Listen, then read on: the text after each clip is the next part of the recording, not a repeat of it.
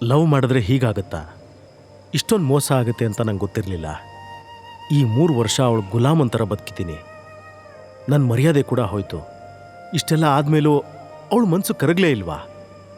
ಬರೀ ದುಡ್ಡು ದುಡ್ಡು ಅಂತ ಸಾಯ್ತಿದ್ದಾಳೆ. ಪ್ರೀತಿಗಿಂತ ದುಡ್ಡೇ ಇಂಪಾರ್ಟೆಂಟ್ ಆಗೋಯ್ತಾ?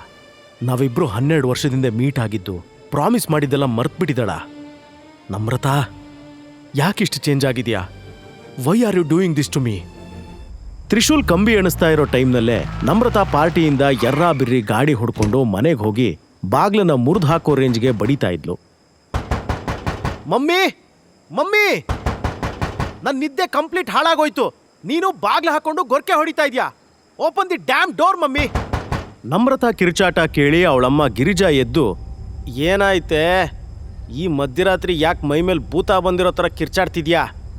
ಪಾರ್ಟಿಗೆ ಹೋಗಿ ಬಂದ್ಯಾ ಇಲ್ಲ ಮಾಟ ಮಂತ್ರ ಮಾಡೋ ಮಸಣಿ ಕಟ್ಟೆಗ? ಸುಡ್ಗಾಡ್ ಪಾರ್ಟಿಗೆ ಹೋಗಿದ್ದೆ, ಆದರೆ ಅಲ್ಲೂ ನನ್ನ ಬಿಕಾರಿ ಗಂಡ ಬಂದು ಎಲ್ಲ ಹಾಳು ಮಾಡ್ದ. ಏನೇ ಹೇಳ್ತಿದ್ಯಾ? ಅವನು ಅಲ್ಲಿಗೂ ಬಂದಿದ್ನಾ? ಏನಕ್ಕಂತೆ? ನನಗೆ ಗೊತ್ತಿಲ್ಲ ಮಮ್ಮಿ. ಹಳೆ ಸಿನಿಮಾ ಹೀರೋ ಥರ ಹೂ ಹಿಡ್ಕೊಂಡು ಬಂದಿದ್ದ. ಅದು ಸಾಯ್ಲಿ, ನಮ್ಮ ಕಂಪ್ನಿಗೆ ನಿನ್ನ ಫ್ರೆಂಡ್ಸ್ ಯಾರಾದರೂ ಹೆಲ್ಪ್ ಮಾಡ್ತೀನಿ ಅಂದ್ರಾ? ಹಾಂ, ಮಾಡ್ತಾರೆ. ಆ ನಿನ್ನ ಅಳಿಯ ಮನೆ ತೊಳಿಯ ಎಲ್ಲನೂ ತೊಳೆದು ಹಾಕ್ದ. ವಂಶಿ ಹೆಲ್ಪ್ ಮಾಡ್ತೀನಿ ಅಂತ ಬಂದಿದ್ದ. ಈ ರಾಸ್ಕಲ್ ತ್ರಿಶೂಲ್ ಅವನಿಗೆ ಹೊಡೆದು ದೊಡ್ಡ ಡ್ರಾಮಾ ಕ್ರಿಯೇಟ್ ಮಾಡಿದ್ದಾನೆ. ಇದೆಲ್ಲ ನಿನ್ನ ಅಜ್ಜ ಮಾಡಿರೋ ರಗಳೆ.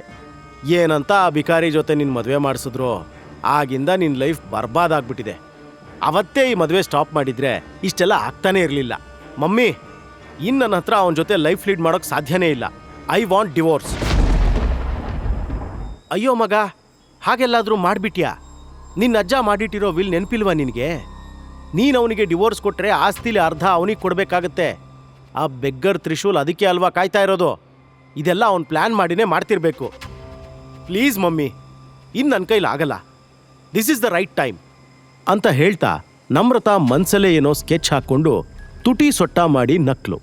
ಜೈಲಲ್ಲಿರೋ ತ್ರಿಶೂಲ್ಗೆ ಮಾತ್ರ ಪ್ರೀತಿನ, ಸೆಲ್ಫ್ ರೆಸ್ಪೆಕ್ಟಾ ಅನ್ನೋ ಕನ್ಫ್ಯೂಷನ್ ಇನ್ನೂ ಮುಗ್ದಿರಲಿಲ್ಲ. ಆ ಪ್ರಶ್ನೆ ಅವನ ಮನಸ್ಸನ್ನ ಹಿಂಡಿ ಹಿಪ್ಪೆ ಮಾಡಿತ್ತು. ನೆಕ್ಸ್ಟ್ ಡೇ ಬೇಗ ಎದ್ದ ನಮ್ರತಾ ಫುಲ್ ಖುಷಿಯಾಗಿದ್ಲು. ರೆಡಿ ಆಗೋಕೆ ಅಂತ ಫೇವ್ರೆಟ್ ಪರ್ಪಲ್ ಡ್ರೆಸ್ ತಗೊಂಡು ಬಾತ್ರೂಮ್ಗೆ ಹೋದ್ಲು. ಸ್ವಲ್ಪ ಹೆಚ್ಚೆ ಅನ್ನೋಷ್ಟು ಮೇಕಪ್ ಮಾಡಿಕೊಂಡು ರೂಮಿಂದ ಹೊರಗೆ ಬರ್ತಿದ್ದಂಗೆ ಅವಳ ಸ್ಕೂಲ್ ಫ್ರೆಂಡ್ ಕಿರಣ್ ಹಾಲಲ್ಲಿ ಕೂತು ಟೀ ಕುಡಿತಾ ಇದ್ದ.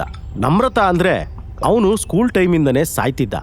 ನಮ್ರತಾ ಡಿವೋರ್ಸ್ ತಗೋತಿದ್ದಾಳೆ ಅನ್ನೋ ವಿಷಯ ಗಿರಿಜಾ ಇನ್ಫಾರ್ಮ್ ಮಾಡ್ತಿದ್ದಂಗೆ ಹೈ ಆ್ಯಂಡ್ ಕಾರ್ ತಗೊಂಡು ಮೀಟ್ ಮಾಡೋಕ್ಕೆ ಬಂದೇ ಬಿಟ್ಟಿದ್ದ.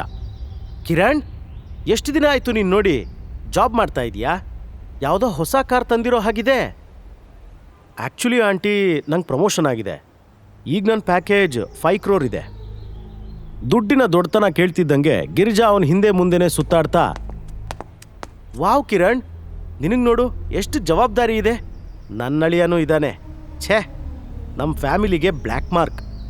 ಇದೊಂದು ಮದುವೆ ಆಗಿದ್ದು ನಮ್ಮ ಫ್ಯಾಮಿಲಿನ ಕುಣಿಕೆಗೆ ಹಾಕ್ಬಿಡ್ತು. ನಿಂಗೊಂದು ಗುಟ್ಟಿನ ವಿಷಯ ಹೇಳ, ಅವರಿಬ್ಬರು ಇವತ್ತಿನ ತನಕ ಒಂದೇ ರೂಮ್ನಲ್ಲಿ ಮಲಗಲೇ ಇಲ್ಲ. ಇದನ್ನ ಕೇಳಿ ಕಿರಣ್ ಮನಸ್ಸಲ್ಲಿ ಲಡ್ಡು ಬ್ಲಾಸ್ಟ್ ಆಯಿತು.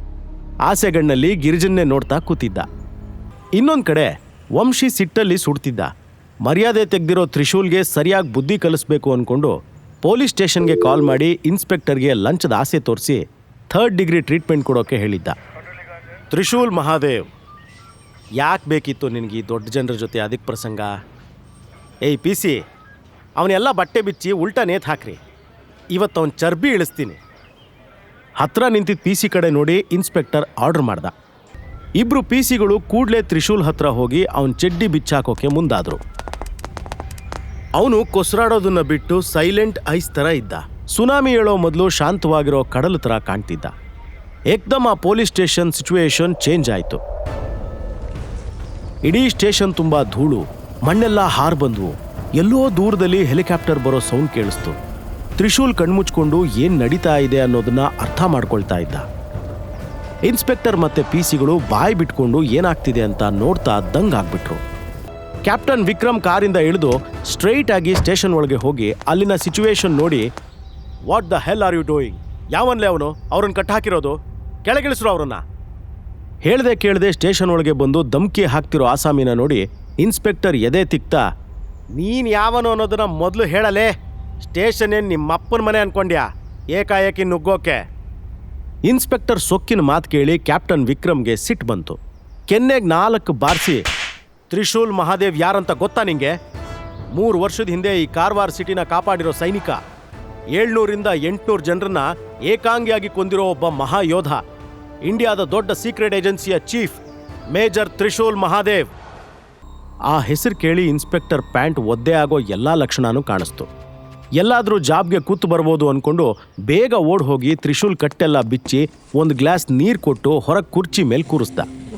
ಕ್ಯಾಪ್ಟನ್ ವಿಕ್ರಮ್ ಮುಂದೆ ಬಂದು, ಮೇಜರ್ ಸರ್, ನಾವು ನಿಮ್ಮನ್ನ ಎಲ್ಲೆಲ್ಲಿ ಸರ್ಚ್ ಮಾಡಿಲ್ಲ, ನೀವು ನೋಡಿದ್ರೆ ಇಲ್ಲಿದ್ದೀರಾ. ನೀವಿರೋ ಸಿಚುಯೇಷನ್ ಬಗ್ಗೆ ನಿನ್ನೆ ನಂಗೆ ಗೊತ್ತಾಗಿದೆ. ಕಾರವಾರ ನೇವಲ್ ಕ್ಯಾಂಪ್ ಜೊತೆ ಕಮ್ಯುನಿಕೇಟ್ ಮಾಡಿ ಪೂರ್ತಿ ಬೆಟಾಲಿಯನ್ ಕರ್ಕೊಂಡು ಬಂದ್ಬಿಟ್ಟೆ. Sorry sir, I am late. No captain, your on time. ಮೊದಲು ಇಲ್ಲಿಂದ ಹೊರಗೆ ಹೋಗೋಣ. ಪ್ಲೀಸ್ ನನ್ನ ಶರ್ಮಾ ಮ್ಯಾನ್ಷನ್ಗೆ ಡ್ರಾಪ್ ಮಾಡಿ ಅಂತ ಹೇಳ್ದ. ನಂತರ ತ್ರಿಶೂಲ್ ಕಾರ್ ಹತ್ತಿ ಕೂರ್ತಿದ್ದಂಗೆ ಕಾರ್ ಹೊರಟ್ಬಿಡ್ತು. ಪಕ್ಕದಲ್ಲಿ ಕೂತಿರೋ ಕ್ಯಾಪ್ಟನ್ ವಿಕ್ರಮ್, ಮೇಜರ್, ನೀವ್ಯಾಕೆ ಫುಲ್ ನೈಟ್ ಸ್ಟೇಷನಲ್ಲಿದ್ರಿ? ನಮಗೊಂದು ಕಾಲ್ ಮಾಡೋದಲ್ವಾ? ನನಗೆ ಸೆಲ್ಫ್ ರೆಸ್ಪೆಕ್ಟ್ ಬಗ್ಗೆ ಒಂದು ಲೆಸನ್ ಕಲಿಬೇಕಿತ್ತು ಕ್ಯಾಪ್ಟನ್. ಸೆಲ್ನಲ್ಲಿ ಒಂದು ನೈಟ್ ಕಳೀದೇ ಇದ್ದರೆ ನಾನು ನನ್ನ ಬಗ್ಗೆ ಥಿಂಕ್ ಮಾಡೋಷ್ಟು ಬುದ್ಧಿ ಕಲಿತಿರ್ಲಿಲ್ಲ. ಅವನಿಗೆ ನಮ್ರತಾ ಮೇಲೆ ಈಗ ಯಾವ ಫೀಲಿಂಗ್ ಕೂಡ ಇರಲಿಲ್ಲ. ಬಟ್ ಅವಳು ಆಡಿರೋ ಮಾತೆಲ್ಲ ಹಿಂಸೆ ಕೊಡ್ತಾ ಇದ್ವು. ಮೇಜರ್, ನಿಮಗೆ J&K ರೀಸನ್ನಲ್ಲಿ ನಾವು ಕೆಲವು ಕಂಡೀಷನ್ಸ್ ಹಾಕಿ ಕ್ಲೋಸ್ ಮಾಡಿಸಿ ಬಂದಿರೋ ಇಲ್ಲೀಗಲ್ ಆ್ಯಕ್ಟಿವಿಟೀಸ್ ಬಗ್ಗೆ ನೆನಪಿದೆಯಾ? ಆ ಸ್ಲೀಪಿಂಗ್ ಸೆಲ್ ಮತ್ತೆ ಆ್ಯಕ್ಟಿವ್ ಆಗಿದೆ. ಅವ್ರು ಕೆಲವೊಂದು ಕಂಡೀಷನ್ಸ್ ನಮ್ಮ ಹತ್ರ ಫುಲ್ಫಿಲ್ ಮಾಡೋಕ್ಕಾಗಲಿಲ್ಲ. ಸೊ ಯಾವತ್ತು ಬೇಕಿದ್ರೂ ನಮ್ಮ ಮೇಲೆ ಅಟ್ಯಾಕ್ ಆಗ್ಬೋದು. ಕ್ಯಾಪ್ಟನ್, 3 ವರ್ಷದ ಹಿಂದೆ ಅದೆಲ್ಲ ಬೇಡ ಅಂತ ಬಿಟ್ಟು ಬಂದಿದ್ದೀನಿ. Now I don't belong there. ಈಗ ನಾನೊಬ್ಬ ಕಾಮನ್ ಮ್ಯಾನ್ ಮಾತ್ರ. ತ್ರಿಶೂಲ್ನ ಡ್ರಾಪ್ ಮಾಡೋಕೆ ಆ ಪೂರ್ತಿ ಬೆಟಾಲಿಯನ್ ಗಾಯತ್ರಿ ನಗರಕ್ಕೆ ಹೊರಟಿತ್ತು. ನಮ್ರತಾ ಮನೆಯಿಂದ ಹೊರಗೆ ಬಂದು ಪೊಲೀಸ್ ಸ್ಟೇಷನ್ ಕಡೆ ಹೊರಟಿದ್ಲು. ಅವಳ ಮನೆ ಮುಂದೆ ಸಾಲು ಸಾಲು SUV ಕಾರ್ಗಳು ಬಂದು ನಿಂತು. ಮುಂದಿರೋ ಕಾರಿಂದ ತ್ರಿಶೂಲ್ ಇಳಿದ. ಇದನ್ನ ನೋಡಿ ಕಿರಣ್ ಮತ್ತೆ ನಮ್ರತಾ ಶಾಕ್ ಆದ್ರು. ತ್ರಿಶೂಲ್ನ ಡ್ರಾಪ್ ಮಾಡಿ ಆ ಬೆಟಾಲಿಯನ್ ಹೊರಟೋಯ್ತು. ನಮ್ರತಾನ ನೋಡ್ತಾ ತ್ರಿಶೂಲ್ ಹತ್ರ ಹೋಗಿ, ನಿಮ್ಮಿ, ಸೀರಿಯಸ್ಲಿ ನಿಂಗೆ 12 ಇಯರ್ಸ್ ಬ್ಯಾಕ್ ಏನಾಗಿದೆ ಅನ್ನೋದು ನೆನಪಿಲ್ವಾ? ಆ ಟಾಗೋರ್ ಬೀಚ್ನಲ್ಲಾಗಿರೋ ಅಟ್ಯಾಕ್, ಕಿಡ್ನ್ಯಾಪ್, ಬರ್ತ್ಡೇ ಯಾವುದೂ ನೆನಪಿಲ್ವಾ? Are you mad? ಅಲ್ಲ, ನೀನು ಜೈಲಿಂದ ಹೊರಗೆ ಹೇಗೆ ಬಂದೆ? ಹೇಗೆ, ಏನು, ಎತ್ತ ಅಂತ ನೀನು ಕೇಳೋ ಕ್ವಶನ್ಸ್ಗೆ ನನ್ನ ಹತ್ರ ಆನ್ಸರ್ ಇಲ್ಲ. ಬಟ್ ಲಾಸ್ಟ್ ನೈಟ್ ಪಾರ್ಟಿಲಿ ನನ್ನ ಜೊತೆ ತುಂಬ ಕೆಟ್ಟದಾಗಿ ನಡ್ಕೊಂಡೆ. ಅದರಿಂದಾಗಿ ನಾನು ನನ್ನ ಬಗ್ಗೆ ಥಿಂಕ್ ಮಾಡಬೇಕಾಯ್ತು. ಇಲ್ಲದೆ ಇದ್ದರೆ ನಾನು ಈ ಲೈನಲ್ಲಿ ಯೋಚನೆ ಮಾಡ್ತಿರ್ಲಿಲ್ವೇನೋ. ಏನು ರಬ್ಬಿಷ್ ಮಾತಾಡ್ತಾ ಇದೆಯಾ? ಮಿಸ್ಬಿಹೇವ್ ಮಾಡಿದ್ದು ನಾನಾ? ಡ್ರಾಮಾ ಕ್ರಿಯೇಟ್ ಮಾಡಿದ್ದು ನೀನು. ಪೊಲೀಸರು ಎಳ್ಕೊಂಡು ಹೋಗಿರೋದು ನಿನ್ನ. ಏನೋ ಬಡವ ಅಂತ ನಿಂಗೆ ಬೇಲ್ ಕೊಟ್ಟು ಬಿಡಿಸೋಣ ಅನ್ಕೊಂಡಿದ್ದು ನಾನು ಅಂತ ಹೇಳ್ತಾ ಇರೋವಾಗಲೇ ತ್ರಿಶೂಲ್ ಅವಳನ್ನು ತಡೆದು, ನನಗೆ ಡಿವೋರ್ಸ್ ಬೇಕು ನಮ್ರತಾ. ನಾನು ಲವ್ ಮಾಡಿರೋ ಹುಡುಗಿ ನೀನಂತೂ ಅಲ್ಲ. ತ್ರಿಶೂಲ್ ಡಿವೋರ್ಸ್ ಕೇಳಿದ್ ನೋಡಿ ಎಲ್ಲರೂ ಶಾಕ್ ಆದ್ರು. ನಮ್ರತಾ ಈಗೋ ಹರ್ಟ್ ಆಯ್ತು. ಸಂಪೂರ್ಣ ಕಥೆ ಕೇಳಲು ಪಾಕೆಟ್ FM ಅಪ್ಲಿಕೇಶನ್ ಡೌನ್ಲೋಡ್ ಮಾಡಿ. ಲಿಂಕ್ ಡಿಸ್ಕ್ರಿಪ್ಷನ್ ಅಲ್ಲಿದೆ.